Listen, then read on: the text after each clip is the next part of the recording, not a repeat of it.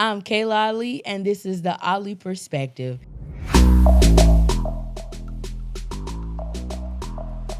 And today I have a guest with me, my brother, Quinn. And if you hear me call him brother throughout the show, that's just what I call him. But I'm excited to have him here with me today. I had to convince him a little bit, but he's a big part of why I got into sports. I had to watch him play football all those years and be dragged to all the games and everything. But before we start, and we're going to talk about college football and we're going to talk about the NFL. But before we get in that, how did you get into football and how did you gain your love for football? Um, my love for the game came from being around older cousins, Rashad, Shelton, Jamal, um, playing in the yard, and then I was the youngest out of the group at that time. So playing with those guys learning the game, but being coached, but before them, it was Michael Junebug, Joe McClam, known as the Monster Man in Lake City. Probably one of the best to ever come through. Yeah, Lake City, give him his flowers now. No, I'm just playing, but seriously, give him his flowers. He taught us the game, by his name being so big and everybody who you would come into contact with, once they found out, what my last name was, they would say, Joe's your uncle, the Monster Man. I'd be like, yeah. So he taught us the game. He would have little camps outside of the house for us during the summer, where he'd get tires and make us go through, little obstacle courses to get our footwork right. Um, so he did that, and that was after he had to put in, a shift of work where he was working at. He still made time to be able to come home and help us out with the game and teach us some things as far as what he knew from high school and what he did at Fayetteville State. So that's how I pretty much got into it. Yeah. And not only did he help you out with football, he also helped me out with softball too. Yeah. And all of my female cousins, Chrissy, Brittany, like he had us on the side. Well, I'm the youngest of the youngest, so by the time I got there, it really was just me because you guys were in high school and things of that nature. But I hear the stories all the time about how on the side of the house y'all having full games. Yeah. Yeah. Um, we definitely did that. Again, shout out to Uncle Junebug. And I wanted to wear number 21 like him, but there was a guy who was a year older than me who his number was 21. So I could never get 21. And then by my senior year, I just stuck with six. So yeah. But shout outs to Uncle Junebug, Joe McClam again. He definitely he laid the blueprint out for us, and I wanted to live up to that name. I could never get to the Monster Man name, but yeah, he definitely did a good job at getting us right and he's teaching us about the game. And what's even funny, I wanted your number. I wanted number 6 playing softball, Mm-hmm. but it was people older than me, and they were number 6, so I had to settle for number 2. So, Yeah. so it's crazy how things repeat themselves in little ways and different ways throughout life. But shout out to 600 Constitution because that house and those adults, our grandma, grandfather, aunts, and uncles, they laid a foundation and a path for us that was really like no other. So shout out to them. But yeah, so now we'll get into college football. How do you feel about this 12-team playoff this year? I think it's going to be different, but different in a good way. It gives a lot of teams the opportunity to play for these playoff spots, these 12 spots that they have now. And I would say that it makes it a little bit more interesting versus, just only the top four normally that was chosen. Again, it gives people a little bit more to play for, not just settle for the bowl games that they have. So I like it. I really do like the idea of them expanding it to a 12-team playoff bracket as of now. What team are you excited to possibly see in the 12 in this 12-team format? Um, I would really say I'm hoping to see Colorado try to sneak in there if possible. Dion has taken a lot of flack. The last year wasn't so much of a good year for him, but this year they are, I think, 6-2 so far, 6-2 Yep. or 7-2. Yeah. So I want to see him be able to at least compete for a national championship, so they can kind of quiet down some of the critics. And if he does make that 12-team playoff, I don't think you have to give him Coach of the Year. I think you have to, knowing the history of Colorado and just where they were years before he even got into that program. I would say Colorado is a team that I'm hoping they could sneak in there. That would definitely. This is their first time they've ever been. They've been bowl eligible since 2016. So what he's doing there and how that team has improved so quickly. And you would think that with a team that he has a lot of new players on his team, like he really recruited and he really went out there. And so for him to get those guys to gel the way that they have in such a short amount of time, I think that I agree with you on that. Like you got to put him in the name. It put his hat in the name for Coach of the Year. And another and a team that I kind of want to see if they can sneak in, and it won't even be sneak, is Indiana. Indiana right now is undefeated. This is the first time that I would probably say in seems like maybe 20 plus years, possibly. I don't think I'm over exaggerating, but possibly that they are like playing like meaningful football. And right now they're ranked top 10. And on top of that, they're sitting at the top of the Big Ten. And this is their coach's first year. So he completely turned around their program in not even a full year, I would say. And what's crazy is he's another one of Coach Saban's products. He was on the staff with Coach Saban. So I think you can also say that Coach Saban has one of the best coaching trees. Oh, absolutely. If you take a look at the landscape of college football, a lot of coaches who has coached with Saban are now doing big things. You know, notably, Kirby Smart is one of them. Sarkisian is another one at Texas. And then you also had Lane Kiffin. Those guys are three of the biggest ones that come off, to the top of my head, in which they're doing really good things with those programs. So definitely, he is definitely one of, or if not the GOAT, and definitely one of the guys who can, you can go there and coach and know that you can potentially get the opportunity to be a head coach. So, and that comes from him being very detailed. You can tell by how he led those Alabama teams that they were really detail oriented, and I guess that kind of trickled down to the coaches. Just from how he orchestrates a program, it kind of translates to the coaches that he has on his staff, and when they leave and go to different programs, it's almost like they pick up right where Saban has left them from. Mm-hmm. So, yeah, I would agree with that. And another big conversation right now in college football is we're about to approach the time where we get Heisman finalists. If there are three players that you think should definitely be Heisman finalists, who will your three players be? Travis Hunter for one.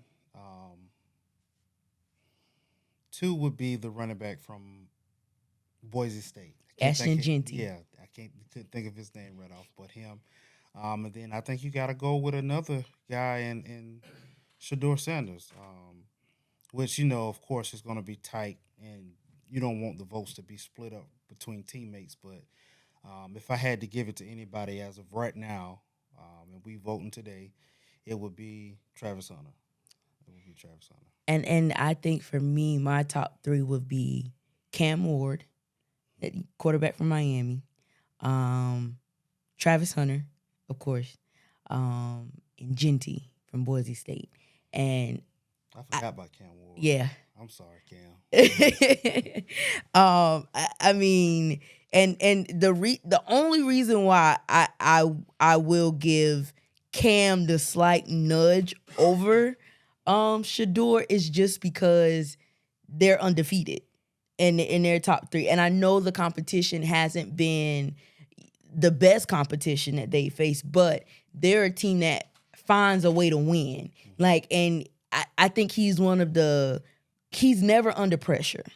He has great arm talent. He has great pocket awareness. Only thing about him is he's one of those quarterbacks where he trusts his arm so much that he's going to give you one interception a game because he's doing some crossbody pass that's anyone to tell you that's low, Now I will say that, and I really do think that Cam Ward is um, top 5 or top 3 when it comes to the Heisman race. I honestly thought that they would have moved Miami up a little bit sooner, Hmm. but it's almost like they were stuck between that 10 and 7 range For as far forever. as the rankings. And I thought that they should have got a little bit more credit because they do play good ball. Offensively, they are a really good team, and he has a few weapons. So, yeah, I'm sorry again, Cam Ward. You definitely are in that top 3.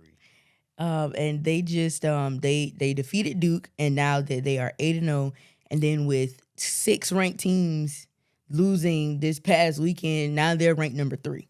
So, and if you look at the rest of their schedule, they should be able to run the table. And now with Clemson being out of the ACC championship as it stands right now with 2 losses, they have a really good shot of going to the ACC championship and winning the ACC championship. So it's going to be, and if they do that, then they're going to get a bye in the playoffs. So it'll be, so that I think that's a team to watch for just because of how dynamic their offense is.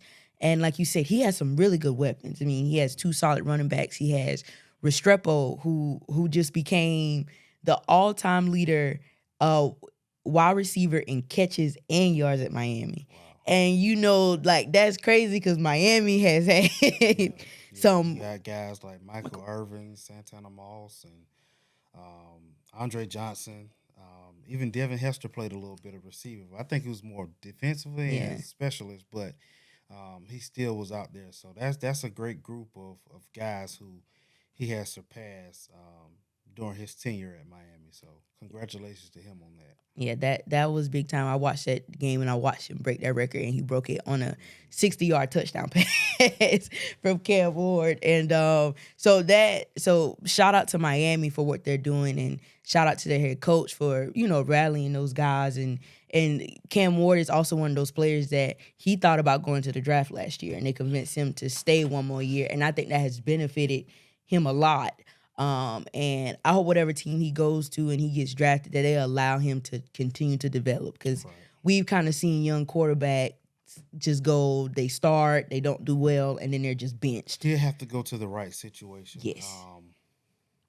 Looking at the landscape of the NFL as well, it's hard to say what's the right situation and what's not, but hopefully he get his opportunity to go to a solid organization that will put him in the right places. So. And also, I want to give a shout out to South Carolina for beating top 10 Texas A&M. I mean, that was a big win for them. And you've been to a Carolina game, and how is that atmosphere? Carolina definitely has a top 5 environment. Now, mind you, I haven't been to all of the Power 5 schools to really see their environment. But I think Carolina is definitely top 5. Once you're there, it's almost like something that you would have never imagined. The fans are really into it. They're standing up cheering the entire time. Now that they have the light show, that's why I'm really mad that I missed that night game that they had. So I really think that Carolina has a top 5 environment. And again, it's one of those things where you have to be there with, the sandstorm that they have going on in the student session that goes crazy. You definitely have to be there to experience it. And me being a Bama fan, I went to the Alabama and Carolina game in Tuscaloosa. And when I say I was surprised at how Alabama fans don't necessarily cheer. Now, mind you, they do cheer. I'm not going to say they don't.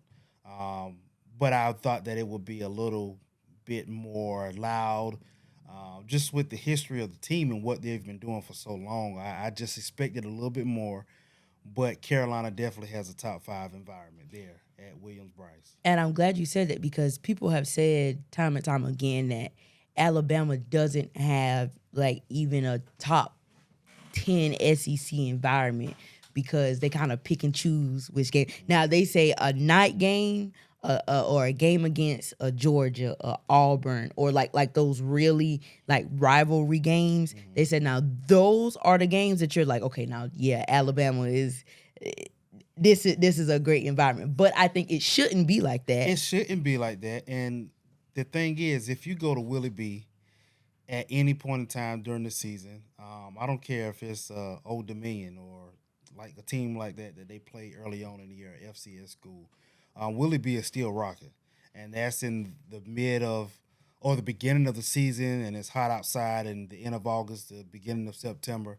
Willie B is still rocking. So I definitely give South Carolina credit for their fans for always coming and having that stadium jumping.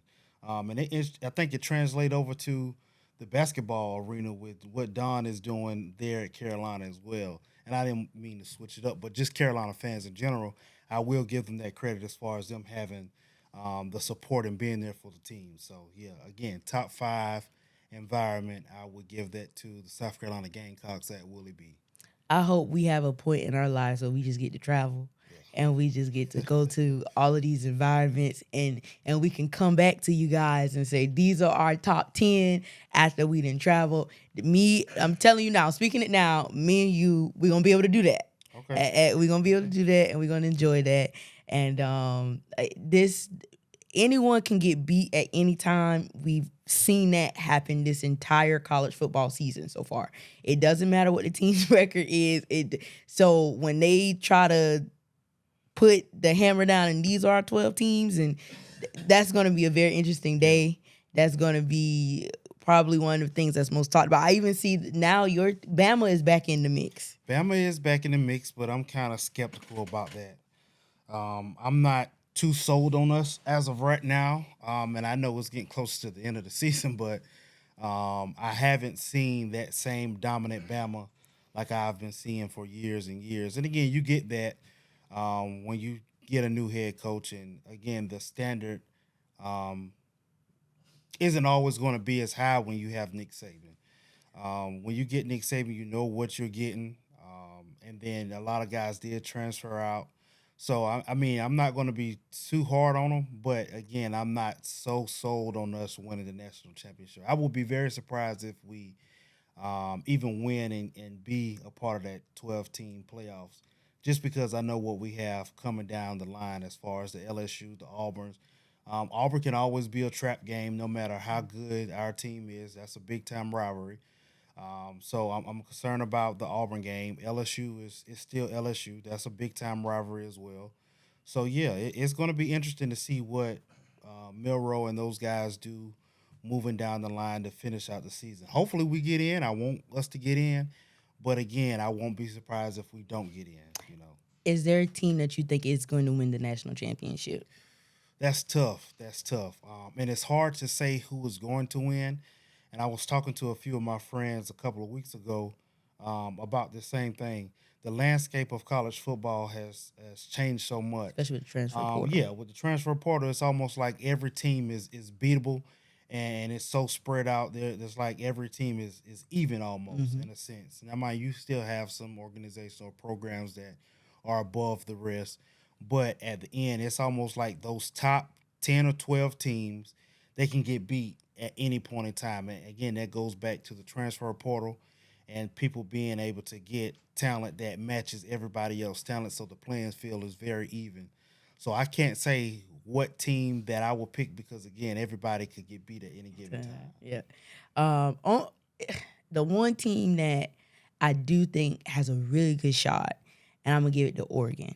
And only reason why I say Oregon is because they're the first team, if I'm not mistaken, to beat Ohio State and Penn State.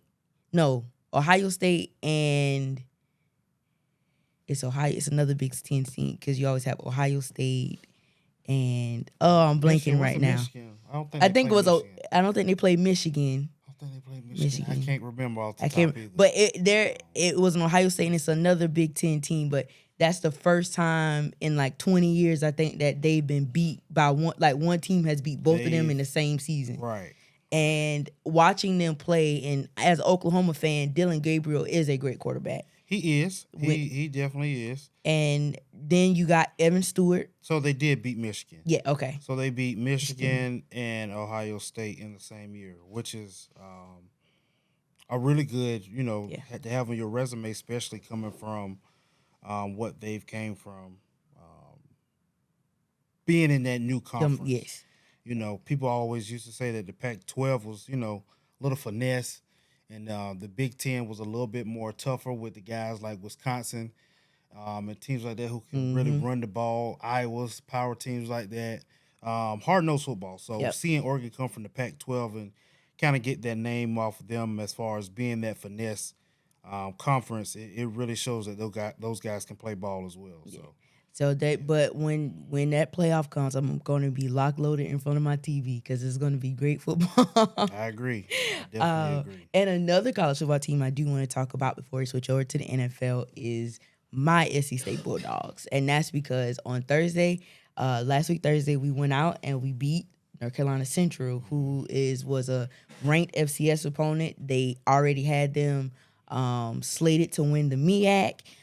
They had a lot of great talent coming back. Their coach, he hits the transfer portal really well, as well. Even though it's a smaller HBCU, but what Chennis is doing with SC State, especially offensively, I don't remember a time where I can say our offense is 100% dynamic and explosive. Like any play can just go for a touchdown. And that's just from the time that I've been able to watch State, like really watch State and understand what's going on in football. So you might have a little bit more insight. So I would say Richard Q. And Richard is a guy from Florence, South Carolina, played at Wilson High School, and I played against him actually in high school, but and he's actually the all-time leading passer at South Carolina State. So they had a couple of guys who could make big plays.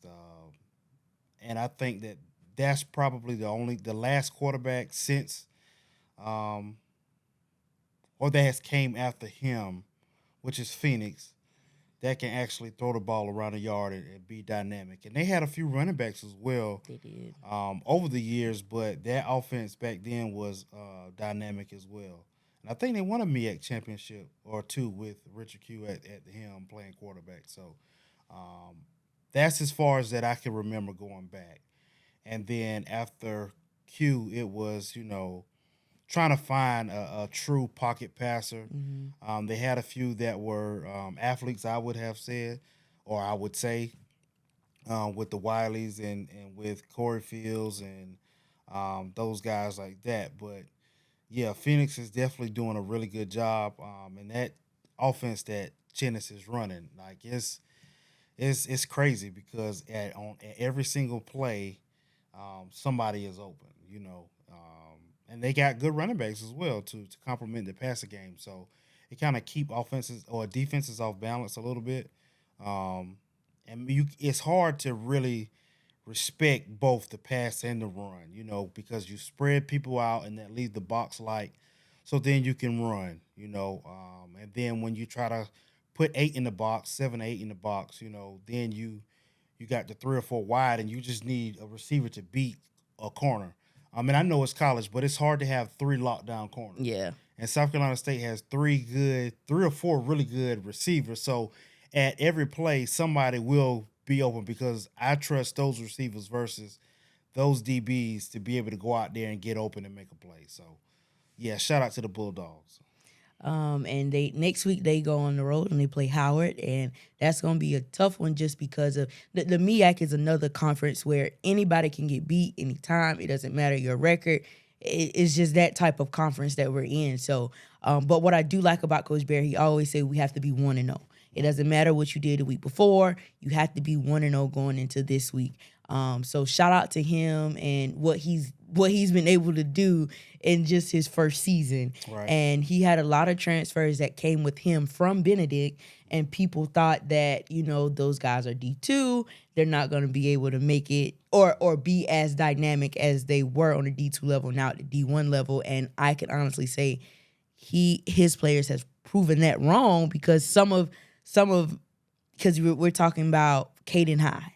I mean, he's the a quarterback as well. yeah, I think Eric Phoenix Phoenix. played. Yeah, Yep, I think he played at. he was there for 3 years and then he went to Murray State and then he ended up at South Carolina State. But he was another one. Him, Caden High, and blanking on names, number 19, DN, on the defensive side, and he leads FCS in sacks right now. And he also came from Benedict. Okay. So those players have helped us a lot. So I think sometimes we have to not look so much at D2, D1 because, like you say, in the landscape of the transfer portal now, you're having guys who are really D1 talent. They have to go to D2s or JUCOs or academic purposes or different things like that, getting recruited late. So yeah, I get it. I definitely understand it. Because if you could play, you can play. Yeah. Now, mind you, I had kind of some questions about him bringing a lot of those guys from Benedict, and was kind of questioning that myself, just thinking, are they good enough to play in the MEAC? And like you said, they definitely has proven that.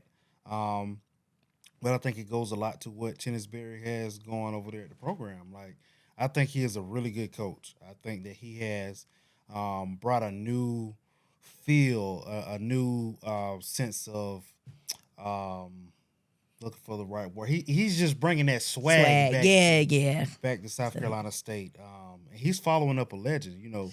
Buddy Pugh is definitely a GOAT as far as coaching, and a big time in Orangeburg, a legend at that university. So he had some big shoes to fill, and I think that he's definitely doing a great job at starting out and being a great coach at the university as well. So, yeah. So shout out to my Bulldogs. Hope you guys can continue to win, and maybe you can have homecoming part 2 in Atlanta. So now let's switch over to the NFL. Okay, so we about halfway through the season.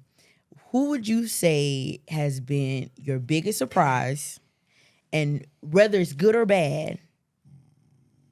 And if your surprise is good, who would you say it has been your biggest disappointment this season? My biggest surprise would have to be the Washington Commanders. That's the biggest surprise. I'm upset with the Bengals. I'm upset with the Cowboys, but that's normal. And I would say,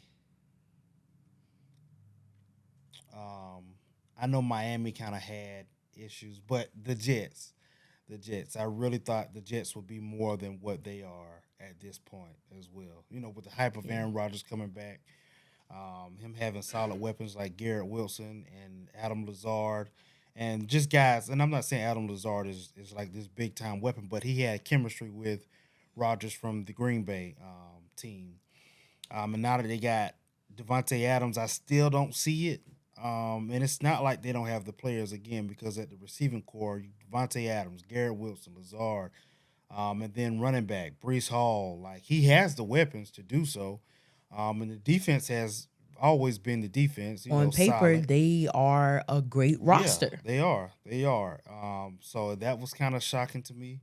But going back to the biggest winners or surprises would be the Washington Commanders. I never thought that Jaden Daniels would have came out this hot. Like, he is really a baller. And I mean, I should have seen that from him winning the Heisman at LSU, but he has definitely came out swinging and putting people on notice that he is here and that he can play in the league and be, if not a top 10 quarterback, because that's what he's playing like at this point. Even coming off that rib injury, he still came back this past Sunday, and played pretty well, and they got the win. So I'm very surprised with the Commanders. And I had Jaden Daniels being Rookie of the Year, and I know many people thought that it would be Caleb Williams, but he went to the Bears. That's another thing too, and I think they had a little bit of injuries in the beginning, but I thought with that receiving core, DJ Moore, Keenan Allen, and Rome, a Doomsday. I thought they would have been a little better, Me but too. Because I it is what thought it is. I was one of those people that think that they didn't give Justin Fields a fair shot, mainly because they never built a team around him. And then to see that in this off season, they put a team around Caleb Williams, and then now he's underperforming. And it's just his rookie year, so he still has time to grow, and they still. But on paper, like we've said, they should be better than what their records say. Same way with the Bengals. I mean, you have Joe Burrow at quarterback, and you have Jamar Chase, who, if I'm not mistaken, he's top 3, if not leading the league in receiving yards. Then you have the sack leader on defense, and I know 3 players can't make your entire team, but they are 3 great pieces, and your record does not reflect that. I agree. And you're playing in a really tough. That division is tough. Even though the Browns are 2-6, that's still not a you go in and you're going to beat them. Like that's not a thing. And then I also think the Ravens. I mean, The Ravens are the Ravens. The Ravens are the Ravens, and it looks like maybe Lamar might be a 3-time MVP. Could be. How he's playing. Could be. And then I mean, giving Derrick Henry to the Ravens is just like cheat code. But hey, I do. Outside of my Patriots, I do like to see the Ravens play. Just that organization has always been so top tier, class act. So I definitely like what the Ravens have going on, and I like Lamar. I think I would prefer to watch Lamar over any other quarterback in the league right now. I can see that. Yeah. I can see that. And I also want to, I had a conversation with a friend, and we were talking about Derrick Henry. And he said to me that when you watch Derrick Henry play, he is average. And I told him that you are absolutely insane because there's no way that man is average. And I want to know your opinion on it because as someone, like I didn't play football. So I think people who do play football sometimes they have a little bit better insight. But in my mind, I'm like, this is a guy who is really built like a middle linebacker.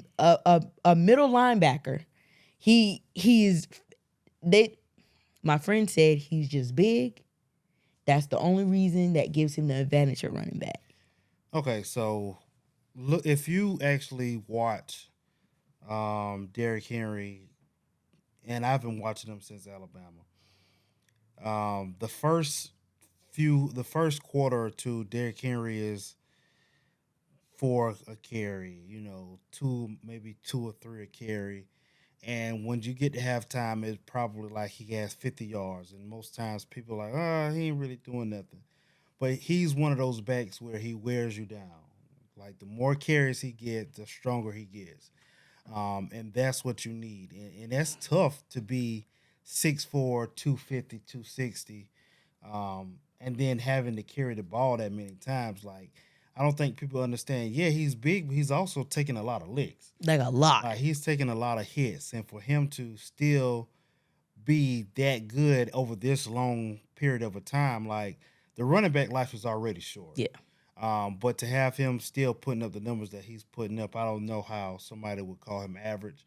And then I think the game in Tampa, they clocked him at going like 21 miles per hour as far as him running. So, I mean, I don't know how many other people are 6'5", over like 250, 260 who running over 21 miles per hour. So, he is definitely another type of animal. And I think they say that they compare Derrick Henry to Eric Dickerson.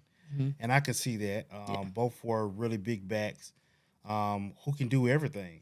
Mind you, he still can catch out of the backfield, even though they don't use him that much out of the backfield. They like to use Justice Hill, but he still is a guy who can do everything. A 3-down back for the most part. But you got to let people have their opinion and say what they want to say. Yeah.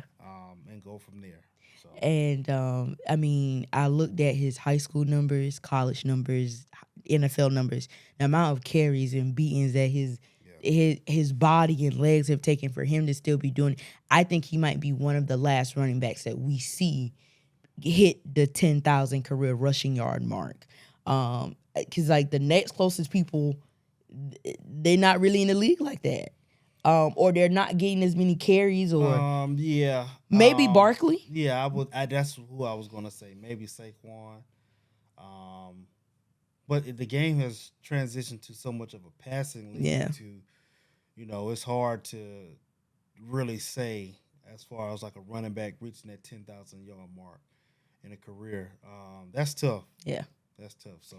And also, Derrick Henry's high school coach should probably be in jail right now because that boy had over 1,300 carries in 4 years in high school.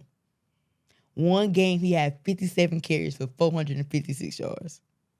I played with a running back in high school. I think he topped out. We played King Street, King Street High School, and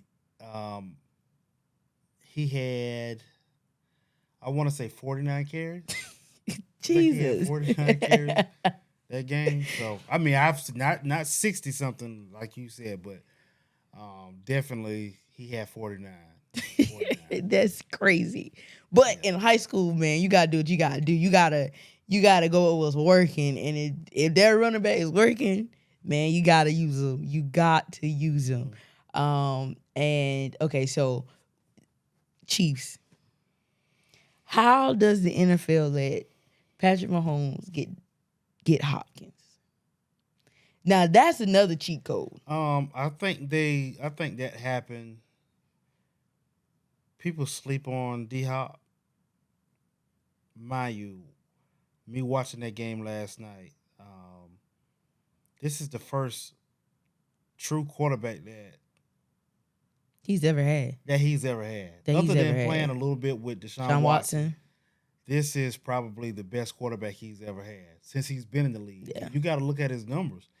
He still was putting up 1,000-yard seasons with a below-average quarterback. Yeah. So I think a lot of people were sleeping on him because his numbers didn't particularly look like the same old D-Hop. And I think I'm 31, so I think D-Hop may be like 33, if I say. So I think that's what it was. They're sleeping on him, but they just woke up a giant. Because he had 2 tubs last night. Like, in his first game. Yeah, he had 2 tubs last night. No, he played last week. No, he did. He played last week. He didn't have, the big numbers, but that's normal because that was his first game. And him having to learn the playbook and things like that. But this week, he has sure hands, so that's what Mahomes has been missing, a sure-handed receiver outside of Kelsey. But it's going to be scary. If they can get Rashee Rice back, Worthy. Pacheco's out for the season? Pacheco might be. I'm not sure. I can't remember the extent of his injury. They picked up Kareem Hunt, who is a guy who can get the job done. Yeah, and he was with the team before. He was with them before. So, yeah. Hey, they 9-0. 8-0. 8-0. So 8-0. I mean that they are one of those sleeper teams, and it happened last year as well. You looked at them and was like, they don't have the receivers, or they not playing as well. Because Patrick Mahomes has not been playing well. Yeah. Last night was his best game of the season. So I'm surprised, but I'm not surprised. Yeah. And with that addition of D-Hop, I think that they can definitely win the division. They're AFC West. I think that they can win that division. And then it's going to be interesting to see in the playoffs. Because it's a lot of good teams in the NFL. I mean, like you said, you got the Commanders. Then the Commanders just picked up Lattimore from the Saints to help them on defense. And their defense has been playing good. And then that's going to be a battle between them and the Eagles.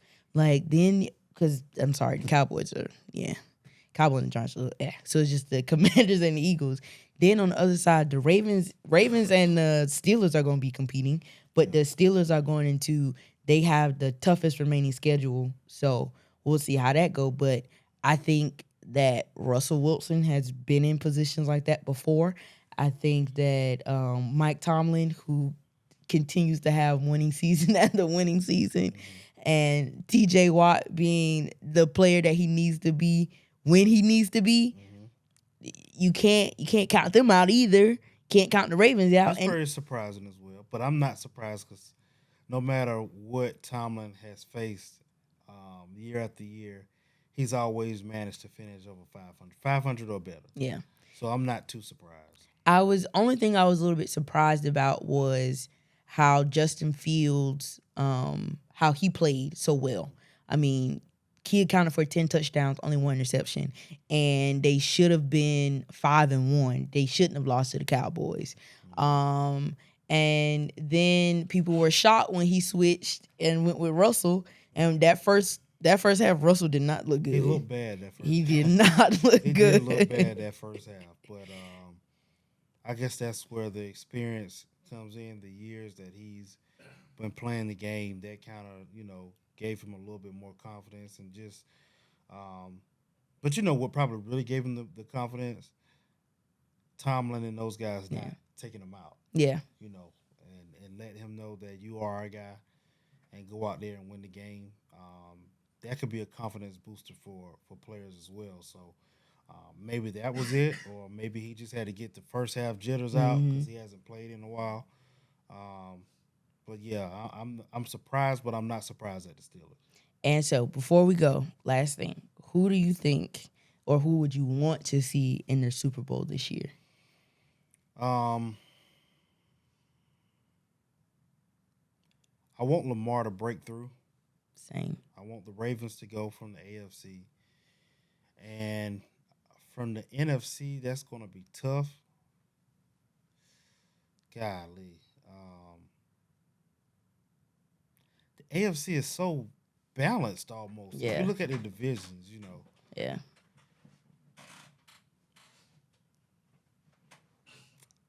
I'm going to say Baltimore and Detroit.